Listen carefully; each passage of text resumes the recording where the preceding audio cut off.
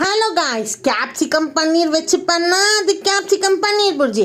ஆனால் கேப்சிகம் முட்டை வச்சு பண்ணா அதுக்கு கேப்சிகம் முட்டை புர்ஜி. நம்ம கேப்சிகம் முட்டை புர்ஜி எப்படி பண்ணலான்னு பார்க்கலாம் வாங்க. ஃபர்ஸ்ட்டு கடாய் வச்சுட்டு 2 டேபிள் ஸ்பூன் ஆயில் விட்டுக்கோங்க. அதில் கடுகு சீரகம் போட்டு பொரிஞ்சோன்னே 2 மீடியம் சைஸ் வெங்காயத்தை கட் பண்ணி போட்டுக்கோங்க.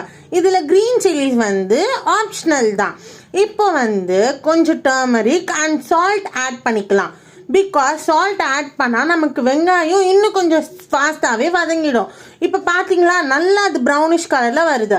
இப்போ நம்ம பண்ண போகிறது கேப்சிகத்தை ஆட் பண்ண போகிறோம். கேப்சிகம் ஆட் பண்ணோன்னே ஒரு 2 to 3 minutes அதை நல்லா சாட்டே பண்ணிக்கோங்க. நெக்ஸ்ட்டு நம்ம என்ன பண்ண போகிறோம்னா முட்டை போட போகிறோம். ஏன்னா நம்ம பண்ணுறது கேப்சிகம் முட்டை பொரிச்சி. கேப்சிகத்தை போட்டுட்டு அப்படி மலைச்சாரல் மாதிரி நீங்கள் பெப்பரை தூவுனீங்கன்னா வீடே மணக்கும். இங்கே பார்த்தீங்களா எப்படி இருக்குன்னு. ஸோ இந்த மாதிரி வீடியோஸ்க்கு நீங்கள் யாரை ஃபாலோ பண்ணும்? கீர்த்தி சாய் விலாக்ஸை ஃபாலோ பண்ணுங்கள்.